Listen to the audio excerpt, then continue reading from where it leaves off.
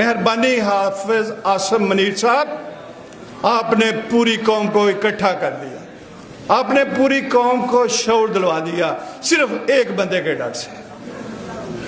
वो बंदा एक प्लेयर था, हादसाती तौर पे पॉलिटिक्स में आ गया, तरीके इंसाफ उसने नाम रख लिया, उसके दिल में शायद ये आया कि इस मुल्क में इंसाफ होना चाहिए।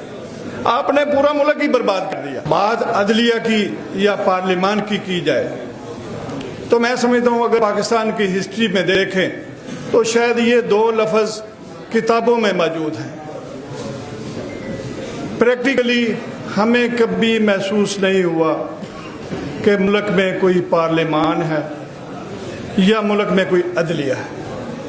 हाँ, बात अदलिया की या पार्लियामान की जाए तो मैं समझता हूँ अगर पाकिस्तान की हिस्ट्री में देखें तो शायद ये दो लफ्ज़ किताबों में मौजूद हैं।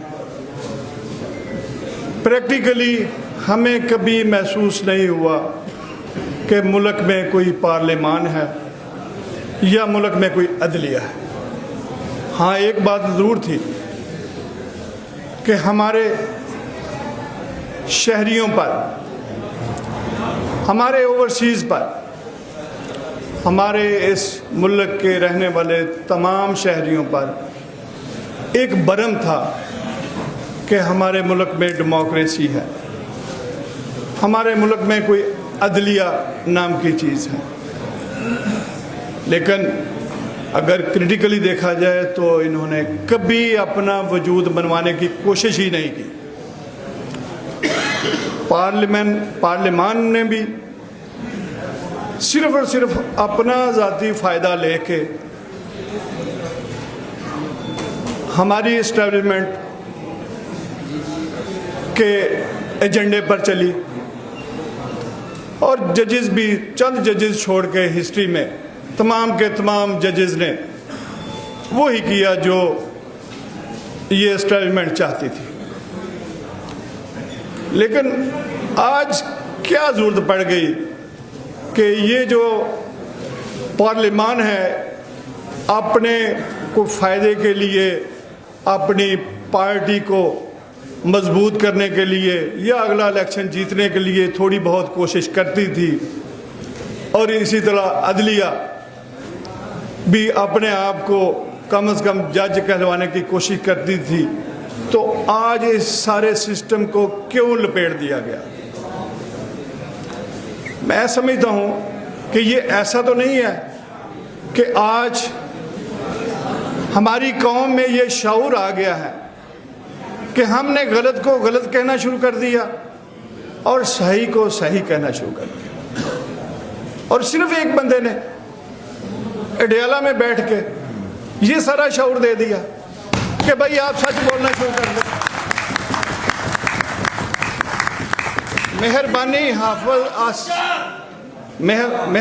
हाफिज आसिम मुनीर साहब, आपने पूरी कौम को इकट्ठा कर दिया, आपने पूरी कौम को शऊर दिलवा दिया सिर्फ एक बंदे के डर से।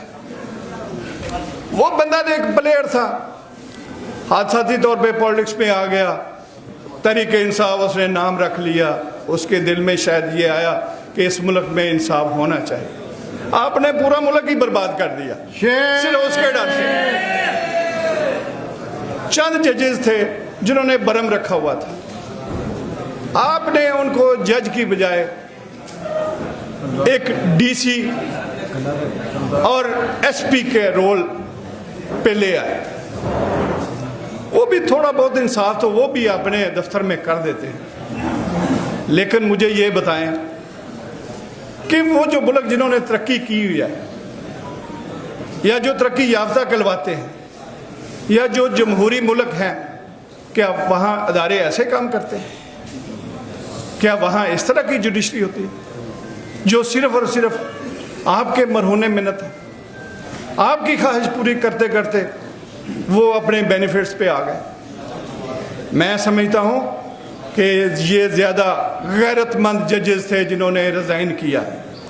अभी कुछ गैरतमंद बैठे हुए हैं, अगर तमाम के तमाम गैरतमंद हैं तो सारे के सारे रिज़ाइन करके आ जाए, इस सिस्टम को डिसओन कर दें। और इसी तरह ये सारी जिम्मेदारी जजेस पे नहीं है, इसी तरह ये पॉलिटिकल पार्टियों पे भी है, इसी तरह ये काले कोड पे भी है। ये बाहर के इलेक्शन, हर वक्त हम इलेक्शन में होते हैं, आप क्यों नहीं अपने ओहदेदार जो कैंडिडेट से पूछते कि भाई आप कहाँ खड़े होगे? आप ग्रुपों को छोड़ दें, आप पार्टियों को छोड़ दें, आप उससे पूछें कि कल को हमारे साथ होगे, हमारी सफ़ों में होगे, या इन फौजी जर्नलों के बूटों के साए में खड़े होगे। हमने जद्दोजहद की है, हमने मुज़ाहमत की है, काले कोड ने मुज़ाहमत हमेशा की है और काला कोड आगे भी मुज़ाहमत करेगा। आप बेशक तमाम के तमाम अदारे आपने ख़त्म कर लिए, आप अगला अटैक हम पे भी कर लें, आपने हमें भी कमज़ोर करने की कोशिश की, आपने हम में बेसी डाउट अपने पैदा किए, उनके ज़रिए खरीदो फरोख्त की आपने, आप करते भी रहेंगे। लेकिन जो गैरतमंद वकला है, जिनको इस मुल्क के मुकद्दर का एहसास है, जो अपनी अगली आने वाली नस्ल का ख्याल करते हैं, जो एक सिविलाइज मुआशरे की बात करते हैं, जो एक इंडिपेंडेंट जुडिशरी की बात करते हैं, वो यहाँ खड़े हैं, वो मुज़ाहमत कर रहे हैं और वो मुज़ाहमत करते रहेंगे। मैं इन तमाम जजेस मंसूर अली शाह साहब, अतर अमीनुल्लाह साहब और शम्स महमूद मिर्ज़ा साहब, मैं इनको वेलकम करता हूँ, मैं इनको अपना एक मुअज़्ज़ज़ मेंबर बार कहता हूँ। और बाकी जो जजेस उनके हाथों में खेलेंगे वो बिल्कुल बाइज्जत नहीं है, वो टाउट हैं, वो इनके करिंदे हैं, वो सिर्फ अपनी नौकरियां पूरी कर रहे हैं। लिहाजा हमें अपनी ये जद्दोजहद कभी तर्क नहीं करनी चाहिए। हम अपने शहरियों को बिल्कुल मायूस ना करें कि वो इसको एक्सेप्ट कर जाएं। हमने हर लेवल पे अपनी जद्दोजहद जारी रखनी है और इंशाअल्लाह कल ऑल पार्टीज जो कन्वेंशन हो रहा है उसमें आइंदा का लाहे अमल हमारे सदूर दोनों ये भी मौजूद होंगे, बाकी भी दोस्त होंगे। इंशाल्लाह उसमें जो अगला एजेंडा और अगला लाहे अमल तय होगा, इंशाल्लाह हम सब उस पर अमल करेंगे।